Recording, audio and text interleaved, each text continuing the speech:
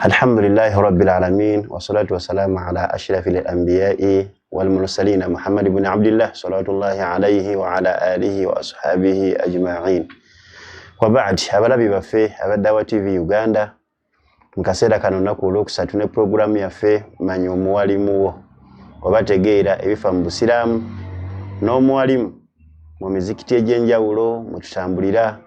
mu basomesa ab'enjawulo naddala abasomesa nga baliko ku mizikiti gye mu byalo mu mbeera ey'okumanya mbeera ki bakwatako obwalimu okuva emabega bwajja butya olwaleero tutuuseewa obwalimu bugudde kyenkana ki kyetwongeddemu amaanyi we wali obunafu mu Basiraamu kuba ekituufu baba bumanyi embeera gye bawangalira mu bantu nga bawangalira mu Basiraamu ab'enjawulo. Olunaku olwaleero olwokusatu tukyaziza sheekhe waffe agenda kwogera amannya ge ate abatolere ku salaamu insha Allahu taala.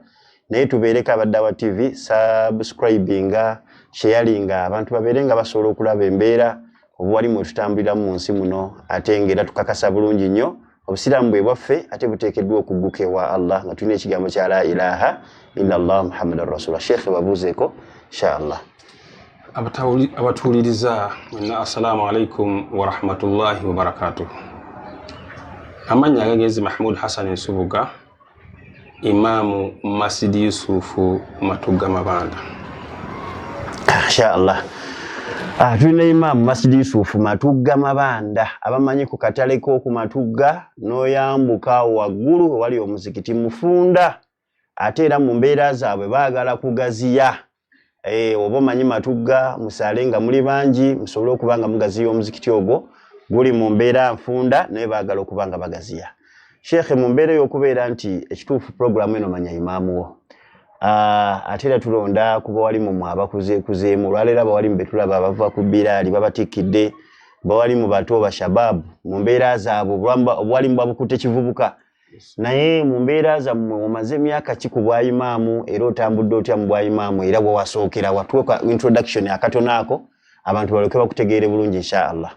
Alhamdulillah wassalatu wassalamu ala rasulillah sallallahu alaihi wasallam. Walimu nze mbutandika myaka gya 9. Allahu akbar, emyaka gya 9. Saawa zino kitegeeza ze emyaka 35 tandika obuwalimu. Naam. Era nga mbutandikira awe Kawempe ku masjidi Kawempe kati eyitibwa Masjidi Shuaibu. Abamanyi Masjidi Kawempe ku 5 ku Kataka Masjidi Shuaibu albirru wattaqwa omwalimu ono watandikira ngera ekyayitibwa linnya ki? Masjidi Kawempe. Yali Masjidi Kawempe. Yali Masjidi Kawempe. Kubera Masjidi Shuaibu. We watandikira obwalimu mwaka gwa kumekaawo 95. 95. Era ebiseera ebyo twali ne mwalimu yali atukulira mu nsonga ezo yali Muhammad Chikozi Allah musaasire. Mwalimu Kamonde gwe bayita Kamonde Kawempe wano ku 5. Allahumma ghfir lahu warhamhu, Allah tusaba musaasire ya Rabbi. Twatandikira mu kusaaza jama nga tetugenda mu juma abasajja abakulu baali bakitambuliramu ekyejjuma. Ne olwenkolagana ennungi no program yokuba nti nno nekitu tugenda kutandika okikola ki kukirinnya. Naye tusooka tusobera mu jama tutambulira mu jama. Oluvannyuma Allah n'asaasira ne bateekamu obwesige kubanga ebiseera ebyo abasajja abakulu n'abavubuka baali nga beeraba mu ngeri ya njawulo. Ekiseera waliwo akaseera we bagambiranga nti bano bavubuka bano basajja bakulu. Ejjama yaliwo okuba akaseera kwe bagamba nti ejjama tezaalingawo nga abantu tebasaalira mu mizikiti basaala Lwakutaano. Emizikiti egimu biseera ebimu gyali gisaala zisaala jjama naye Masjidi yaffe yalina obuzibu ng'eggulawo Lwakutaano ateekamu kaweefube w'amaanyi nnyo okuba nti esaala jjama era neetandika okukola ki okusaala jjama. Wali omu ku bavubuka abaleeta jjama. Era nfa abamu ku basaale ba Masjidi Kawempe okuba nti etandika okusaala jjama. Negutandika okugulwa gwali gugulwa Lwakutaano. Gutandika okuba nti gugulwawe ennaku zonna era jjama nekola ki. Kati omuwalimu ono Kigozi Muhammad Kigozi bo baali mu mbeera ya kusaala jjuma yokka nga tebasaala jjama. Era ate nga obananya kino olw'ensonga nti n'obunafu bwaliwo nga tewaliwo adhaani era nga n'oluusi naye babaddewo n'abantu tebakola ki tebajja. Akaseera kani yali mufuti? Akaseera ako kuba ndaba mubajji wa akaseera kano abamu ffenna tuli ku mulembe gwa mubajji atukolokose. akaseera ako mufti yali ono we Butambala yali ani oyo Semakula bemanga seerabidde Swaibu Semakula waliwo omulala yali wa Butambala Butambala ate mulimi gw'akakooza ne baga nti yalikaawo mufuti akaseera kaali ka period kyawo ebiseera by'akakooza era byebimu byetwatambuliramu nakooza naye mu biseera bye era byebimu byebyo kubanga byebiseera byalimu ba 7 sheikhs b'obijjukira 7 sheikhs sikyabijjukira era basheekha abo baavuga nnyo mwali Bamurutallah basheekhe Murutallah Murutallah oleete Bakamuga baziwa ebiseera bya ziwa Sheikh Jamilu mukulu abantu abasiraamu nga bwali bwabbugumu akaseera ako abasiraamu bwali bwabbugumu ate era nga olw'ensonga nti ensomesa wajjawo okukyukakyuka mu nsomesa nga bano abazze nga bashababu abavubuka bazze n'ensomesa nga ejaraha erina ebimu byeribula mu bino ebyabazeeyi kati waliwo okuba nti abazeeyi balina okwerwanako nabantu okuzza ebyabwe okulaga nti kyebaliko kyekyo aye navuhano balina okufumbula okola nti bazze nakyo kyekyo mu mbeera y'okuba nti baali abavubuka nga baleesa amaanyi tewaaliwawo kiwamba mizikiti twawulirawo kiwamba mizikiti kuba kibooko kolotya si yemu abaalimu mu mbeera ezo zifaanagana bwe zityo ebintu ebyo byaliwo mu biseera byaffe kubanga saba Allah abasaasire ya rabbi amiina ensomesa eno engeri gye yazinga ekyuseemu oli byalabanga imaamu nga tatambulira ku nsomesa eyo gyatambula ku manhaji yaabwe wabangawo enteekateeka okuba nti awambibwe oba aggyibweko mu ngeri yonna ekyo ekiseera ekyeri kyekiwamba mizikiti ba 7 sheikhs abo batandikira ku muzikiti nakaseera ne bajja nga bazimba batyo nga bajja bawamba badda mu kyalo mu kibuga bava mu kibuga bali nnyo nakaseera awo oleete ne William kuba twawulira nti nakaseera oba Sheikh Abdul Malik Lukwago be baaliwo abakadde abo nga be balimu nabo ne bajja ne baggyibwawo buggyibwa kituufu Sheikh Abdul Malik era yali imaamu wa masjidi Nakasero okumala akaseera oba ekiseera Allah baraba tulaba ku Dawa TV Uganda tulina Sheikh Mahmud Nsubuga imaamu masjidi Yusufu Matugga tugambye okwatira mu katale waggulu awo n'oyambuka omuzikiti ogwo bagugaziya oba osaalira Matugga ng'oli kumpi ng'olina kasente osobola imaamu ono ojja musangawo insha Allahu taala era insha Allah ali mu kutunnyonnyola mu kaseera ak'okubeera nti obusiraamu wiyewe yabusisinkanira si period eringa ira mulaba nti si mukadde naye atulaga we yatandikira obuwalimu mu mwaka gw'95 we batandikira obuwalimu ne ba 7 sheikhs naye nga bali mu mbeera ey'obuvubuka ey'okuleeta ejjama mu mizikiti bakola ekintu ky'amaanyi sheekh okubanga nti ejjama kati olwayo ziyimirirawo naye nga zayimirirawo okutandika ku migongo gy'abavubuka abo tusaba Allah abasaasire kuba kati olwaleero ejjama ziyimirirawo abantu basaala dhuhuri asuli magharibi naye ate oliba ku bakadde baffe omuzikiti gyali giggalwa paka ku juma jonga bagikola batya bagigula kati sheekhe busiraamu bwasanga buzibu ki mu kaseera ako era bwasanga birungi ki mu kaseera ako gamba obuzibu bwe twasanga mu biseera ebyo bwali basukhuriya okunyomagana mwalimu okunyomagana okweyisaamu amaaso kwali kungi wajjawo okweyisaamu amaaso okweribula okwekakkanya kubanga buli firika egezaako kuba nti nno ekozesa enjogera ezikakkanya eri endala buli pate egezaako okulaba nga esika efune ku bawagizi n'okukakkanya eri opposition n'okukakkanya eri gwe lwoyagala pate zino ezijja mu busiraamu tikati eno pate buli emu yeerwanako okulaba nga efuna abagoberezi naye nga nkutwalizaamu twagenda okiraba nga obuzibu bwava obutamanya busiraamu kubanga obusiraamu mu kubukolerako kyekikufuula omusiraamu ate obusiraamu obukolerako kikwetagiza obumanya obusiraamu okubukolerako kyekikufuula omusiraamu ate okubukolerako kyetagisa okubumanya kati waliwo obwetaavu bw'amaanya bw'abantu okumanya obusiraamu basobole okubeera basiraamu abannamaddala kuba obusiraamu tobukola nga bwe bw'oyagala oba bw'olowooza wabula buyina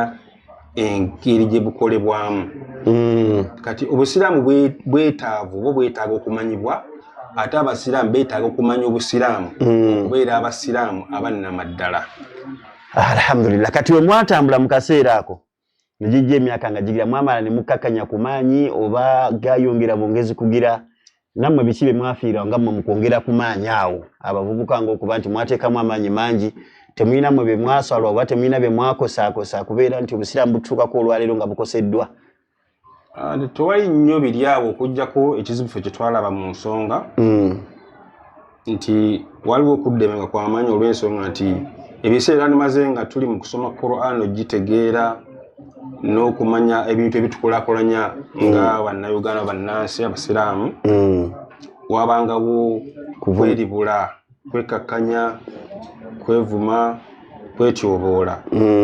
ekintu ekyo kyatuuza nnyo ki emabega ekirala ne wajjawo n'engeri y'okuboolegana kubanga waliwo ebiseera ebyatuuka nga omuntu omutolera salaamu amala kutunula waggulu n'atunula ne wansi bw'aba takulabyeko bubonero ye bw'amusomesa nti ali kano waggulu ne wansi kano tomuddamu sitaba musiraamu era nga salaamu tegikola ki ng'asooka kutunula waggulu ne wansi waggulu alengereyo ekirevu wansi alengere engoye ziri waggulu nga kye mutambulirako ekyo kyabeerawo akaseera Allahu akbar era abantu bakitambuliramu ne Allah n'asaasira ne bagenda nga bategeezebwa ensonga era yali ayibu nga y'amaanyi nnyo okuba nti oli muvubuka ate ng'otambulira mu bazeeyi bakulaba nga atategeera oba ffe twali nnyo mu bazeeyi nga tubabeeramu naye nga ate nga tuli bavubuka mu biseera ebyo naye nga bakulaba nga atategeera akaseera bo tebaasuubiranga nti olunaku olugwana oluddako okaddiwa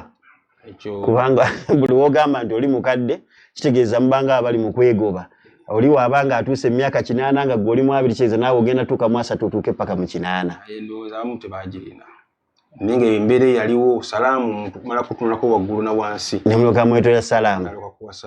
oluusi olinga oyinza oddimutolera nakikola ki n'atagiddamu naye oluvannyuma lwogenda nga okusoma bagenda bongera okusoma kunyonyola abantu bakimanya nti ekirevu ng'ekirevu n'empale tebijjisako omuntu busiraamu wadde omuggyako ki salaamu ne bagenda nga baddirira mpola oluvannyuma ekyo ne kiviirawo ddala era mu biseera bino kikyakola ki ebiseera bino kati salaamu egenda alhamdulillah buli gwosanga mutolera salaamu wadde omulumulu bukyalimu naye at least kati ate tugenda tukola kitufuna ensomesa ddala eyannamaddala era nga ekikulu nnyo nti obusiraamu birina bye twetaaza naffe nga abasiraamu tulina bye twetaaga naye nga obusiraamu butwagaza obumu okutegeragana n'okukkaanya oteeko n'enkulaakulana kati obusiraamu tebukolera mu kweyawula mu kunyoomagana kuvvoola ebyo tebukolagana nabyo era bwe biba bibadde budde emabega buli we mwevvoola mwefootola yadullahi maa aljamaa yadullah maa aljamaa nga muli wamu Allah abateekako okusaasira kwe mbanga mutambula bagamba nti nagali awamu ye galuma ennyama kati buli mubeera nga mufuuse obubinjabinja mubeera banafu temwekulaakulanya aye temulina kukulaakulanya neggwanga oba ensi temusobola kuba kati engeri gye okweri tematemamu okwo kwe kuleesa ebbula ly'amasomero nituba nga olwedde kati tulina biraali ye gwe okusoma kwe wasomera wanga ggwe ogamba ni kati wano wenasomera eddiini okutandika alifu ba nze natandikira Katuumu Katuumu eno mu Kiseeka ewali abawalimu abavuddeyo abangi ennyo gye natandikira okimanyi nti ne Dokita Senjala wasomako naye kuba ne Dokita Senjala gye yasomera e Katuumu abo baali baatusookayo dda kaŋŋambe bwe ntyo nve Katuumu awo ne ŋŋenda Entebbe wa Haji Masanga neva Entebbe awo ne ŋŋenda ku Bilaali ebwayise bwe nva Katuumu bwe nti ne ŋŋenda e Bugembe Bugembe Islamic yali y'amaanyi nayo mu biseera ebyo y'amaanyi nnyo kubanga baaliwo babiri ne Bilaali awo nga ge masomero ge tuyina omwana aba tavudde Bugembe oba nga tavudde ku Bilaali yagenda soma irimu ya Kiboggwe naye nakati ssebo amaanyi gakyali ku Bilaali bwayise Bilaali Kakire Bugembe Naggalama sige masomero ge twalina naawo nga baga nti omwana avudde Naggalama Bugembe Bilaali bwayise Bilaali Kakire awo ng'ogambye ekituti walampa yatusaba Allah bakumire omutindo amina ya rabbi ensonga ebeere ng'etambula bulungi mu kaseera k'obuwalimu bw'ekiseera ekyo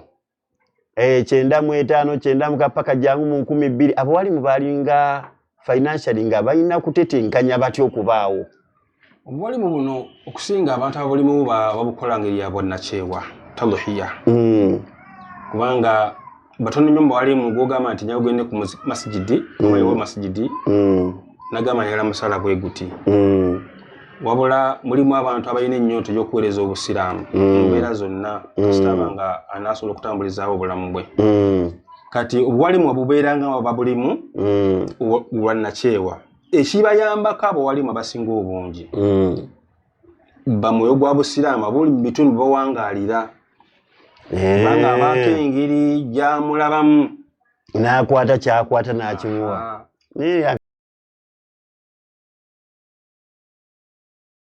Financially munfuna mwabanga musasulwa akasente okuba nti obukola obwalimu obwo ebyo tebyaliwo. Wabula abeeranga mu buwalimu obwo ngo oyambwako bamwoyo gwa busiraamu mu kitundu bannakyewa te mwalimu waffe tegenda n'enkoko eno mwalimu waffe kwatayo omutwalo osoba oliawo najja kukwatako mu ngalo n'akulekera ebbaasa n'obeerawo. Era mwekubira omulanga abasiraamu mu bitundu gye bawanga abagagga bantuleko mu bawalimu. Tomulinda kunyigira kasimu, tomulinda kujja kukonkona, awala gwe gy'oba oli mwalimu naye akubeereko mu birowoozo obeere ng'obaako akantu kokola ki kokanyugayo. Naye before nga tunakutuuka eyo twawulira ku musajja ayitibwa Idi Amin Dada kuba waliyo okyali muto naye nga baga nti yalina enteekateeka esosola abawalimu, yalina ebifo byatwadde ebyobusiraamu nga bingi, twalina nga ennaku zaffe nga baga nti kati lunaku ng'olwejjuma amasomero gonna mu stoppingi temusaala. Ebintu ebyo byali bituufu ku Idi Amin Dada ebirungi byali akolera obusiraamu. Biseera ebyo emyaka gyange gyali tenya kuba muwanvuko naye ng'obiwulira olwokutaano lwali lwakuwummula ng'abantu olwokutaano bawummula ng'olaba amasomero nti ku Sande tebasoma lwali lunaku lukulu kozi ne bamafuta mingi mu biseera ebyo abaali mu biseera ebyo baabangako engeri gye bayamba bawalimu musooka okukolako abantu nga 6 oba 5 oba 4 nga bamutulamu mu mbeera ze. Era bayimaamu abasinga bawalimu tebaasanga buzibu mu biseera ebyo kubanga abantu abo babatunulangamu. Ne mu kiseera kano mulimu abalina omutima ogwo ne baba ku balimu baabwe naye ng'ate abasinga obungi babalaba bulabi kitegeera ebiseera bino biguddewo bakufiira oba kiki omwalimu amukola ki najjukirwa ate ng'omwalimu essaawa nayandibadde ng'abeera mu birowoozo by'omuntu olw'ensonga nti nno yamukola nga olaba ba Reverend abo babagabirira sanga Reverend tasobola kukyala wa muntu n'atavaawo ng'ajjudde naye ffe abawalimu okyala n'ew'omuntu n'akusiibula nga talina naka. Naye oba oliawo kiyinza okuba nga kiva ku bantu oba obutamanya bukulu bwa muwalimu oba tebamanya omwalimu kyeki kitegeera naye nga banaaba bakitegedde tusuubira kubanga mulimu abantu abalina ennyonta eri obusiraamu bamanya ekituufu ekikola ki bakiteeka mu nkola. Tusaba Allah subhanahu wa ta'ala amina ya rabbi babeere nga bamanya era bateeke mu ki. Amina ya rabbi. Sheikh banaakyayongera okutunyonyola aye ku mulembe gwa Idi Amin Dada ennaku zaaliwo naffe ezaffe enkulu nga tuwummulamu naye nga specific juma abantu baagiwummulanga. Yalina enteekateeka ezaaga osasula abawalimu, yagaba ebifo bingi ne wali ewaffe e Kawanda yagabawo ekifo kya busiraamu n'agabira abatali basiraamu abaprotestant n'abakatuliki. Yajja akola ebintu bingi, saba Allah mukadde waffe yakola atya. Sheikh azza tukakasa nti kati ku myaka egyo gyonna financially baalinga abawalimu baweebwanga bannakyewa. Oli najja n'akwata ettooke n'alimuwa n'akwata omutwalo n'aga nti alhamdulillah. N'essaawa zino tukakase bulungi tukyali ku ekyo. Tulina bwe basasula abawalimu omusaala Sheikh. Emizikiti egimu girina ensawo z'obusiraamu. Baitul Mal. Kwa emizikiti egirina ensawo z'obusiraamu. Era nga abasiraamu b'omu kitundu omwo abagagga Allah bawadde ku busobozi. Zaka bagireeta bataleese zaka oluusi baleeta sadaqaati. Ezaka eno abantu bagiwulira nnyo nga inajjiwa ati House of Zaka and Waqf Uganda. Abantu era abagagga bagwera kwa House of Zaka na ku Supreme and Waqf Uganda gye bawa zaka. Ne mu bantu bana abagagga b'ebitundu bakakatako okuba ku muzikiti gwabo babakoze bakola haram. Enteekateeka ennungamu aba House of Zaka bakola bulungi okuba nti bateekawo sekite eyo ezzaka eno eva mu baavu b'ekitundu ekyo eva mu bagagga b'ekitundu ekyo nedda mu baavu ab'ekitundu kakyaba kirungi nnyo house of zaka omuntu ono aba aleese zaka ne bamuwa kuponi gyazza ku masijidi gyasaalira kati kisobozesa imaamu oli eba mu kitundu ekyo okujja okubaako kubafuna eno okuzza eri mu bantu beeri ono gy'abeera yatudde zaka eri naye nga nze mbadde ngamba ekyandibadde ekisinga obulungi twe tuba ku masjidi Yusufu mulimu abagagga abagirete wenyini imaamu ogibabale obeere ng'oyinako agamba nti kakati zaka egende mu nsawo kitugamba nti wabba tulimaali nti omuziki tutegedde okubamu akasente ebenge soluyamba ku mwalimu eyambe ne ku beetaavu b'ekitundu si ekyanisiza obulungi kirungi nnyo naye kiŋŋambisiza ekyo kuba nti eri system bagifomatingawo kati olidde weeri kirabadde nga ateekamu ng'ekirowoozo ono aba aleese zaka n'agiteeka mu house of zaka ndi wakufu Uganda akantu ke bamuwa kazze eno gy'abeera ku masjidi kati babanga bagagga bazenga 8 omasi bazizza obwo baleese obukadde 10 bamanyi nti teekayo bwezi kiyamba ku imaamu ono okuba nti bw'aba agenze nagini kitundu abantu bali gye baava abagagga baiva mu bagagga b'ekitundu edda mu baavu omugabo oguddawa eno ku masjidi kuba kati ffe gye tukola bwe bajja ku muzikiti owandiika bbaluwa nti ajja gundi ayina abaana be bati yeetaaga kwongera mu capital n'agenda kwabusoboza kandi wakufu Uganda n'ayimirira n'abeereyo hatta otuuka okubanga bamukandaliza ne batamuwa na zaka naye weebeera wano ku muzikiti imaamu bagabigira bugizi nti muweeyo emitwalo 2 agenda ayoshe kasooli ku kkubo muweeyo emitwalo 10 agenda akola atya ekintu ekyo kisobola okutereera bwe kiba nga kirambuluddwa mu butuufu bwakyo wakati abasajja bali 8 Allah beesula ku kitundu bagenze bawaddeyo zaka eri bamaze ogiwaayo bababuze ebitundu gye bava bagambye tuva Matugga oba ku masjidi Yusufu oba ku kitundu bwekiti kati babawo akantu ke babawa ke bazze ene wa imaamu kabenga kayambako kabenga kayambako kati imaamu kimuyamba okubendikitinga ne bali oba bakwatagana wabawo akantu akaveeri ne wobanga otutteyo omuntu ayanguyirwe nti abantu b'ekitundu kyabwe abagagga b'ekitundu ekyo baleeteza kati ne bavu b'ekitundu ekyo abagagga gye babeera tukitegedde imaamu abantu tulaba abadda wa TV Uganda muli balabi balungi tusaba Allah abasiime Dawa TV Uganda twabagamba ye TV etalina kubukuubagano tetulina gwe tulatakolinga nti tuvume tetulina gwe tukola tutya naye ffe tuli ku kintu kimu tulabye obusiramu butambudde butya ziramikale busiramuse butya mu bitundu ebyenjawulo swadaka muzireete muteekeyo buli kimu kye mulabanga Dawa TV etaddewo wansaawe ekubya akalanga ennamba muyambeeko kubanga abasajja batambula Masaka ne bayingira mu byalo bakuba enjiri naye nga bali ku kigambo kimu kya la ilaha illallah Muhammadur Rasul tukakase bulungi kyatuma omubaka Muhammadu sallallahu alaihi wasallam teyatutuma nkuubagano nti gwe funa kabinja bwe kati kubiriza munaka yingire teyabitutuma ebyo Allah yatutuma kubeera nga tukoola abantu kuyingira kigambo kya la ilaha kigambo explanation ya Dawa TV Uganda yajjayo kulaba nti buli ajolongo obusiramu n'abukakkanya mu aya za Qur'ani ezitategerekeka si mu bawalimu mu aya za Qur'ani zitategerekeka mbanafu abatali basiramu Dawa TV evayo nerungamya kati neterawo programu omuntu wo manya imaamu wo taddewo programu search desk ndoza mjirabe bayabwongo nnyo ng'omuntu atasobola kutegeera tatula mu research desk kati we tuli mu programu manya imaamu tuli mbizu byaba imaamu bayimaamu tebasasulwa bayimaamu bali mu mbeera enyoomoonkebwa abantu babanyooma bayimaamu bali mu mbeera ez'entalo basomoozebwa mu mizikiti bayimaamu bali mu mbeera ebeerawo nga osaaza omusiraamu ina haja tisi musiramu ina haja agundi wema mukyala we si musiramu naye nga ye muki ogenda ba weeks 2 tomulabye songa atagezeeko ne mu kanisa ayagala ku balansinga kintu aja tyaleke kunyiga mukyala wakaleke kola kutya kunyiga bayimaamu bano basomesa nayimira ku kigamba riba haram ne what a solution riba no oba mazo jijja ku bantu banka zonna bagambye nti za riba oba wadde solution kyo kubanga bayimira mu bulamu bwabo obwesinga gwe imaamu ogenda kola otya Sheikh Kyabadanyonyola nti abagagga bana at least bandiresinga obuyambi mu muzikiti omukyala wajjanga ina abaana 2 ye single mother atekeddwa okubeera nga agenda kubaweerera ine ennyumba gy'asasula imaamu we bamugamba twagala capital wa mitwalo 10 nga gye giri mu nsawo y'obwa imaamu naye mu nsawo y'emizikiti temuba sente kubanga lwaki abagagga muganya okuyamba ku biki muganya kuyamba ku busiramu ate n'ababuyamba babuyambira mu kamera ate bateeka walala wetukoolera abagagga ng'oli ku kitundu nga Masjid Yusufu wano Ematugga we tuli okubeera nti mujje muzikiti baguzimba mulabe ebizibu ebiri ku mizikiti gyammwe kubanga bwe busiramu bw'omubaka Muhammadun sallallahu bwe yatulekera. Sheikh kati mumbeera etambula bwetyo tulabye nti abo walimu tebabasasula mweyiya ate abantu babaagala mubeerewo ku dhuhuri ku asiri ku magharibi ne isha ne subuhi yennyini kubanga buvunaanyizibwa bwa imaamu hukuku za imaamu ateekeddwa okusaaza eswala mmeka 5 ng'ate ateekeddwa okuba ku muzikiti bw'oba onookola ddi era oba onoofunamu kiki wogambira nti wofunamu kuba n'obusente buno obugwa mu muzikiti obuledde okulwana entalo ezizze mu mizikiti era n'essente ezo ate ezijja mu muzikiti ezo ezigwa lwakutaano wagwawo omutwalo 10 n'ekitundu kati zibaka ate abeetaavu Allah nga balinze dda nabo banywe kasukali mugamba nti kutulemu akantu ako musigala yeesigamu katuddemu naye ate nga temuyambiddwa mu byetaago ono abadde agala emitwalo 5 egy'eddwaliro ebiri oba 3 ono ayeyongere mu lugendo ayina gye yeeyongera oba agenda ggulu esabadde agala emitwalo 4 afunye 2 kugamba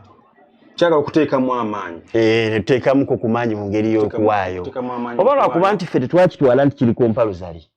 okuwaayo nga bano abalokole bagamba nti ffe tetwagala kinusu twagala kutandikira ku lupapula omuntu n'awaayo sente ze zonna sebo waliwo omusajja yali ava wa Pastor Kakanda ava kusaba najja n'akyamaawo ku njiri yali lunaku lusooka naga twasuze mu njiri naye ne sente zintwala Ematugga sizikola ki omusajja gwe tuwadde Pastor Kakande mugagga nnyo lwaki sisiramuka wallahi nayimira ku njiri n'asiramuka olwekyo naga kati ntambuza na bigere obusente bwaffe bonna babutuggyeko ffe tutaddewo nkola kyekubiriza abantu okuwaayo akawera omuzikiti gufunemu okuwaayo kuno kyetagisa tubeere nga tukunnyonnyola abantu bakumanye kuba kati tulinawo mu nsonga z'okuwaayo abantu abamu bamanyi nti owaayo okuzimba masigidi oba owaayo okusiibulula n'okuwaayo mu Qur'ani kukazi kuba Allah inawagamba nti nno wayutuna almala ala hubbihim miskin dhil qurba wal yatama wal masakin okuwaayo ab'eŋŋanda bamulekwa abamasikini abeetaavu abasabi n'abali mu mabanja awana tugamba nti wama anfaqtum min al-khayri falilwalidaini bamma muwaayo mu birungi muwe abakadde ababiri wal aqrabina n'abaana ab'okulusegere bamulekwa kugamba naye ate oli osiŋŋana nga aganye okuwa tawadde masjidi fisabilillah n'ab'eŋŋanda ababuula n'ab'eŋŋanda tabawadde n'abakadde tabawadde n'abamusabasaba kukuba asamba busambi eri tawaddeeyo kikendeeza baraka mu maali kuba ggwe Allah okuwa ssente obanga eggwanika lya Allah ku nsi kati bw'obanga okoze obuvunaanyizibwa okuba nti nno ssente zino ziwaayo mu makuba amatuufu mu buvunaanyizibwa gye zirina okugenda ate Allah akwongera wansi nti otuukiriza obuvunaanyizibwa obw'eggwanika naye n'olaba nti obuzibu bwekujje mu ssente oluusi zibaawo ebizibu ne byesomba ti waliwo okuba nti ne ssente zisobye ozisobeza ozirina naye ozisobeza lwaki toziteeka amakuba ki abantu kebafubako ne bagamba nti ssente zimpita muyaga anajangalo Allah yamuwawe au tutiteekako keeno abeetavu bafunemu naye ate bo ne baba nga bazikozesa birala obakubiriza kyawo kubanga bakola batya nze mbagamba bateekemu amaanyi batuukirize obuvunaanyizibwa kubanga kobeere ng'otandise ku Qur'ani wennyini gyetandikira Allah subhanahu wa ta'ala ng'annyonnyola atunnyonnyola agamba nti wa mimma razaqnahum yunfiqun Allah byakuwadde kuba bazaali batolina ky'olina bulyanan n'engoye ez'okwambala baazikuteekera buki nga tolinaawo kyonna tolina contribution yonna gy'okolawo naye n'otuuka mu kiseera kati oyina kino oyina kiri sijja kumenya kino nakiri nakiri buli muntu yeemanyi Allah gyamujja ne waali nagamba mimma razaqnahum yunfiquna mu bitendo by'abakkiriza mulimu ekyo nti n'ebyo Allah mu byabawadde yunfiquna ate bawaayo eri abaki eri abantu so imaamu atukubiriza okuwaayo ate nabo bafuneko ku bwetaavu kuba balina ebyetaago ate mubaagala ku subuhi dhuhuri asuri magharibi ne ishai bwe muleeta swadaka ezo mu mizikiti zibayambako nabo okubanga babeerawo ate n'abeetaavu baddukira mu mizikiti bagamba nti imaamu ono akakisente kandi bakajja mu mizikiti naddala abagagga abawangalira ku bitundu balowooza nti baziwa miki baziwa mu mizikiti so imaamu atukubiriza okuwaayo kuba seeka okuwaayo kw'abantu kwe basinga okutegeera okumanya nti bawaayo nnyo mu zakatul fitiri omuntu n'okusaala nzoga mwalimu temutuleka tuweeyo zakatul fitiri lwaki ekyo bakijjumbira nnyo okuweeyo zakatul fitiri ate ne watajjumbira nnyo ate nga zonna aya Allah atulaga tyokuwaayo kwa mugaso anti olaba abayigirize kye bateeka essira abayigiriza kye bateekako essira n'okutiisa abantu n'abantu kye bakola ki ekisibo kiba mu bbanga awo tekikola ki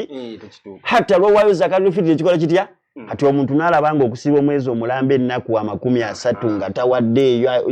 emitwalo ebiri tegijja mulema kuwaaya ekisibo kibeyo kitya abayina okuwaayo ki fitiri eyo kati kiba kyetaagisa nti aya zino ezogera mu kuwaayo zonna zirambululwe abantu bamanye engeri gye balina okukitambuzaamu abula naffe kennyini nga abasomesa oluusi waliwo tukoleramu ensobi noba nga osoma aya zakuwaayo ku muzikiti kwokka nobatiisa nnyo ate okuwaayo noba waayo ku muzikiti aye nga n'enkulaakulana tebagiraba okitegeera naye n'omuntu okuwaayo bantu bakubiriza okuba nti bayamba ku famire zaabwe baddeko n'ewaka nti oba ogenda okuwaayo ku muzikiti si kibi neesooka otunulemuuko bato bo bayimiridde batya eyo ewaka muganda abakadde bayimiridde batya neibawo ali atya ojja musiŋŋana nga neibawo ate oluusi nga wa luganda kitegeeza shekhe mu kuwaayo kuno kuyinza otuwonya ku basawo abaganda abagamba nti sente zibayita mu ngalo mujje tubasawule kubanga abantu bwe batawaayo Allah azibikira amakubo bwe bawaayo Allah aleeta baraka era waliwo ne malayika ezisabira abawaayo lillah kitegeera kekano ka definition ka zakat tunamil mal watazidu baraka nti zaka eno enyweze sente neyongeramu n'emiki n'emikisa ate eteeka n'omukwano kati w'abagagga n'abaavu abaavu tebalaba bubi bagagga bamanyi nti bagagga balina omugabo gwaffe mu maali yaabwe era babateekamu n'edduwa Allah azisigere nga abayimiriza naye omugagga omukodo tasobola ne ku kyalo tebamwagala abatulaba baddawa TV Sheikh agambye financially tebalina we bajja sente kuba ne sadaka mizikiti gikendeera zikendedde abantu tebakyagala kuwaayo kitegeeza babeerawo nga tebasasuddwa ekyo kyo kimanyiddwa abalowooza nti bashekhe basasula shekhe tetunaafuna nteekateeka ku supreme oba ku kibuli nti abawalimu b'ekibuli basasulwa oba abawalimu ba supreme bakola batya oba abawalimu b'ennakasebe basasulwa ekyo kikyali okubeera nti tukyakolera nakyewa kitegeeza ne ku mirembe giri ng'otugambidde yatandikira obuwalimu era tewaali musaala na guno gwennyini w'oliwo obuwalimu tewali muki tewali musaala biki ebigudde mu busiraamu saawa zino na biki ebyeyongeddeko kuva ku mirembe giri gy'olabye emabega paka saawa zino tukonkludinga program tumalirize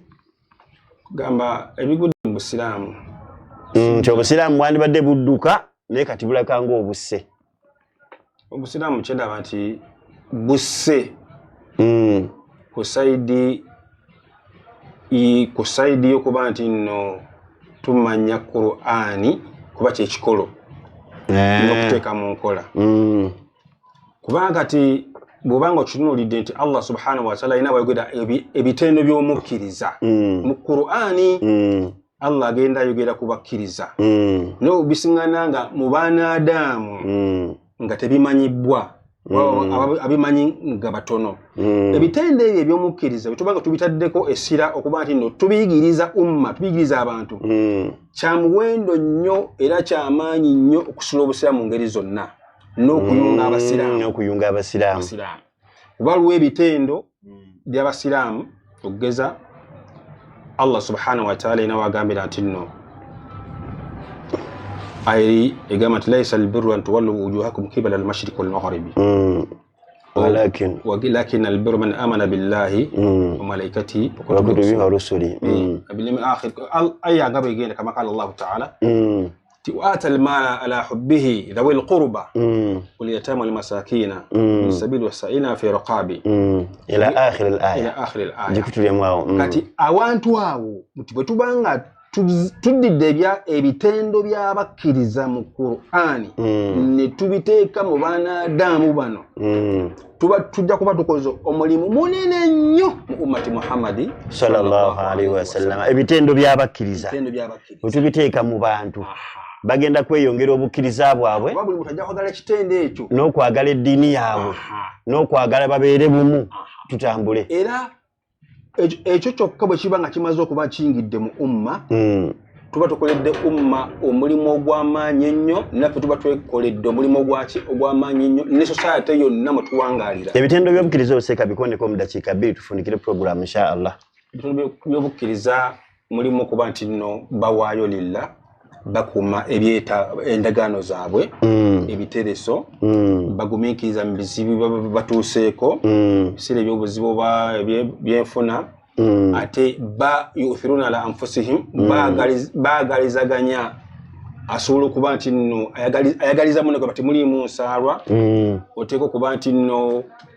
bakulembeza Allah subhanahu wa ta'ala beyakulembeza era bafuba nnyo kuba nti nno batamba mu fuuki bannabi Muhammad sallallahu alaihi wasallama bakaka mu njogera era bamanya environment gye bawangayamu butya bwe ba-approaching embeera eziba zirimu bogeraganya batya n'abantu era basonyiwa balekera wala afina ani nnas wal kadhibina al ghayra basiba obusungu ne baberanga beresa ne baberanga bakakkamu esola za bazikuuma zakaba zitola sadaqati bazikola kugamba ebitendo by'obukkiriza ne banga bibakumaakuma omuntu abanga ebitendo ebyo abifunye mu bujjufu kimuleeta okuyaanira okuba nti abaako n'ebitendo byatendebwa nabyo mu ebyo oba byateeka mu ki mulimu ebitendo nga Allah yakimanyi mu ggwe oluvannyuma naabo mulimu ebimanyibwa abantu bugati omusajja bwati muddu Allah bwati muzana Allah bwati ate waliwo eringa Allah yabikola ki yabimanyi mu ggwe okugeza nga agamba nti nno innamal mu'minuna alladhina idha dhukira Allah wajilat qulubuhum ekyo kiri wakati wa Allah subhanahu wa ta'ala wa ta'ala ayatu zatu imana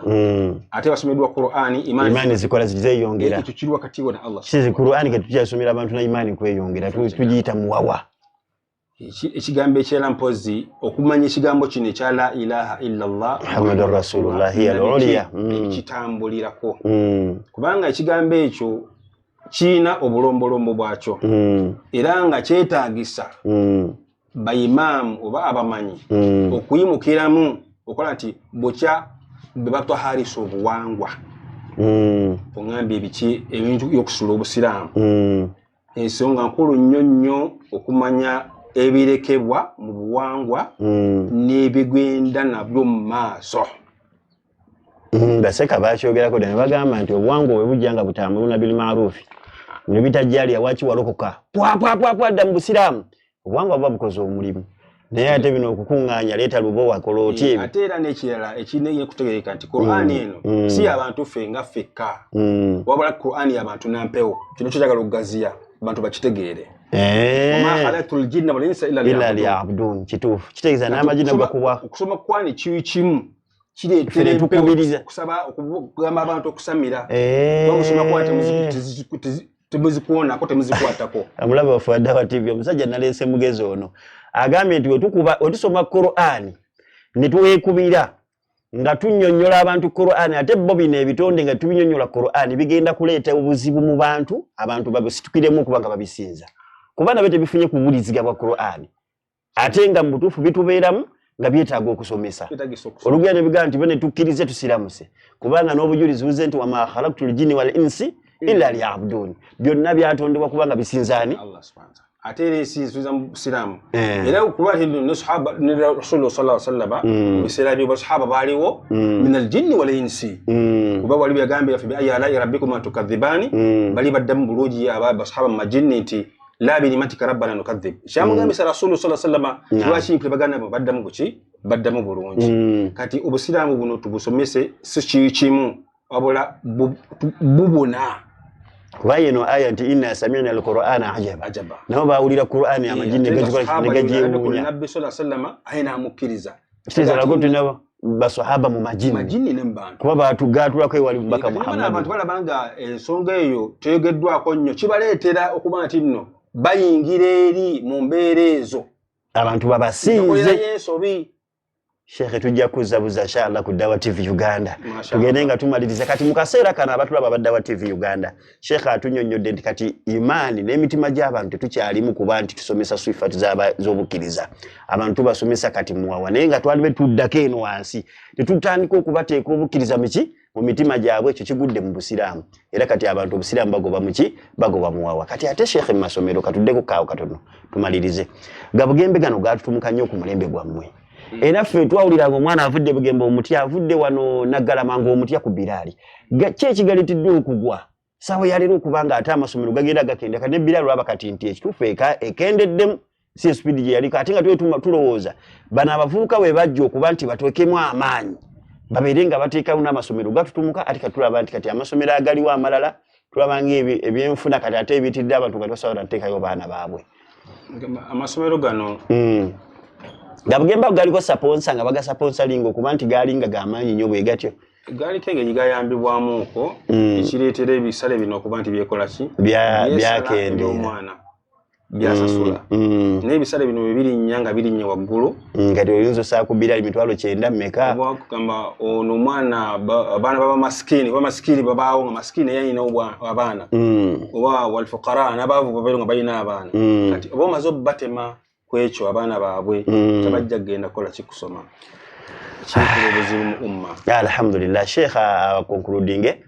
yabawulidde amanya ge Muhammad Nsubuga tujja kumuza ku episode eyokumeka eyokubiri alina akantu ako kakonyeeko nti basheikh bano lwaki balekeredde ebitonde ebitalabika ate nga nabyo Allah subhanahu wa ta'ala bina share yemu feke nyini okuba nti wetutuula nabyo mu mizikiti ebimu bikkiriza bituulamu naye ne tulaba nga tetuleeta mbuulirira nnungi eri byo ate abalala tubireeta okulanga abantu babisinza bye okulaba nti abantu kati basinziza ddala ebyo ebitonde mu mbeera ey'okuba nti ate Allah nga yanabyo share y'okusoma Qur'an nayo bigiriko naffe tugiriko era n'obujulizi bwaleese nti wama khalaqtul jinni wal insa illa liya'budun obonga bujulizi bukakafu tewali atamanyi aya eyo sho Sheikh tujja kumuzza ate ayongere okubanga atugaziirizaamu awo naye twagala okulaba nga atukubiriza kiki okubiriza abawali mu banna abali ku level ye ya wansi kuba oli ku level ya wansi bawali mu bannange kyemba kubiriza abali ku level ya wansi bayongera ogumiikiriza n'obutakutuka na ssuubi buno obukya buziba Allah subhanahu wa ta'ala abaka engeri gyakolera omuddu mu ngeri tasuubirwa kubanga ebya Allah bikolera mu aqal min lamahil basari kusinga olutema lw'eriiso tugumiikirize tolekaayo kuweereza umma olw'embeera oba olw'ebyogerwa kubanga obwalimu tebagala ntondo era ojja kuba ng'omalako biidhinillahi subhanahu wa ta'ala abawalimu bonna abali ku level ya Sheikh tugenda kubatuukako buli woli wonna era osobola okunkubira akasimu ng'oyagala okuba ng'oyinako byonnyonnyolwa ku busiraamu 0754 751509 nze nkwataganya programu 0754 751509 ng'oli mu bitundu Luweero lisaidize eyo yagala kubanga at least oyinako obubaka bwowa ku bantu naddala abali mu mbeera y'obusiraamu bwo obwa wansi oyinza n'okuba nga gw'oyinako abagagga bomanyi mu kitundu nga basobola okuba nga oleetawo enjiri eyinza okuba nga esikiriza abantu bano okusiramuka tubasomese Bayibuli tugibasomese Qur'an tugibasomese ennamba eyo ogikuba noga Sheikh ffe tulina obusobozi obusobola okuba nti katawuni kaffe kano musimbeewoko ku mizindaalo abantu bajje basome enjiri naye ng'omanya nti abantu bano ojja batambuza kuba bateekamu amafuta ne bateekamu obudde ne bakola batya ng'olina abagagga basobola okukola ekyo tubasaba busabi abatulaba baddawa TV Uganda y'ensonga tube nga tugikola twongeze ekigambo kya la ilaha illallah waggulu ffe tujja kusomesa byakwawula tujja kusomesa kigambo la ilaha illallah hatta omuntu ayambibwa n'agamba nti nkikiriza ekigambo ekyo agenda asome gy'akutte n'ekkubo lyakutte kuba gonna amakubo gakubanga tugenda kusisinkana Allahu subhanahu wa ta'ala so we bali kubakubiriza abasiraamu abali wansi mu byalo mugumiikirize tomuteeka abantu mu pressure za sente mwe mukole Allah talibasasula bagumiikirize empeera ye balirididdawa Allah ajja basasula ate Allah subhanahu wa ta'ala sasula ye asobola okwanguyiza kuno ku dunia ate asobola okusasulira ku yawmul qiyama neera ne ku dunia omwalimu omugabo gwagufuna lwaki mbayisa abawalimu abawansi kuba tebalabika mu kamera era mujalanga Dawa TV ebagire abawalimu abatalabika mu kamera wala abamanyika nga baserebu asobola n'okufuna akasimu kamu ng'ali London ali America aliwa kyobula ngambe bana abawalimu baffe abawansi Dawa TV twagala naye bajjeyo insha Allah naawe aliyo omugagga ng'olina kyoyagala okuyamba ku bawalimu olabanga ennamba za Dawa TV eziyitanga waawo ku bakasimu obabuuza omuwalimu oyo gwendabye yeetaagisa ki nti yeetaagisa ekanzu ya ddafa bajjajji batuusaako obulungi babeere ng'ekituufu babeera mu mbeera ez'okwetitenkanya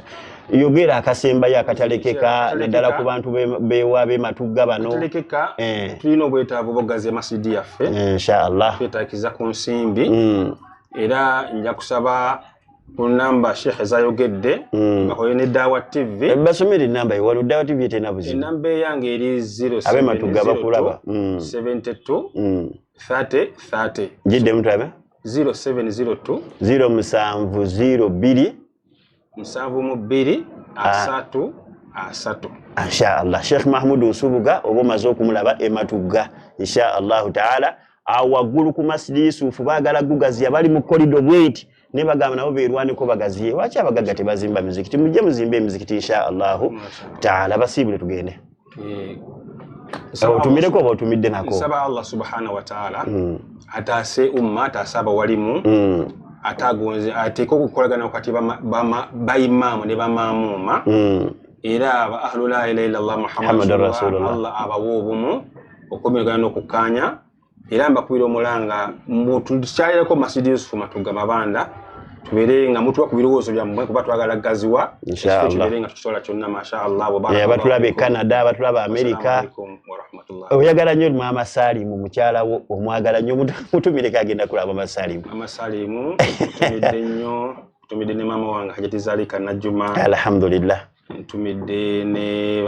bana ibu benkwana nabo mu busira walimu inshallah Sheikh Atende inshallah Sheikh Atende ile nambe yo tujjajiba wa ya mobile money kututeka sente zo account inshallah mundu matujjajireta inshallah nabo bonna batumidde balimu bannange na basomesa bonna bo busiramba duati atira nsabira Dawa TV Allah subhanahu wa ta'ala ajiwo mukisa era jimalire era ekwataranyizibweko kubanga efefetta bingi nnyo ate yamba kinene nnyo kuba nti nno Dawa etamba Allahumma amin. Nange kantumireko bannaye baganda baffe abali mu nsi ez'ebweru tulinayo Haji Habibi London oli mukwano gwa Muzata Dawa TV obanga ogirabye mukube ku busimu obiyita wansi bateekayo support yawe abaana bano abakola omulimu gwa kuyingiza abantu busiraamu tetulina kirala kyonna kyova tetuliko ku attacking abaseeka tetuli mu bya masala tetuli mu byaki ffe twagala nti senga oba otodde shahada obeera owonye siwe kiri odola shahada gwegenda bakusomesezeyo babatwala abantu enabbingo baagala okulya emmere hostel abantu batukubira obusimu tuteeka yabo wali muteri mmere Haji Habibu Muzata eranda ndi mukwano gwa Muzata nfanfe kano ngenda kakusindikire ojja kalaba insha Allah taala tuina Haji wani wafu wani Kawempe awangalidde mu leading yawo bamita Haji Semanda muwangalidde mu bweru abana balina sente empitirivu nnyo muyambe ku busiraamu saba Allah basasire muberenga mujjukire ne wamwe Buganda je babazaala muzeeye Buganda tetulinayo sekite teka sente mu busiraamu abantu kwetetenkanya kulaba nga bazimba obusiraamu amanya Sebirumbi ali ate imamu wa mizikiti kumpi ena abeka wanda akakasa mundaba abo mu Lusanja mundaba wano mu Kiganda mundaba ne Kawempe ku 5 insha Allah taala wa barakallahu fikum wa jazakumullahu khaira wa salamu alaykum wa rahmatullahi wa barakatuh.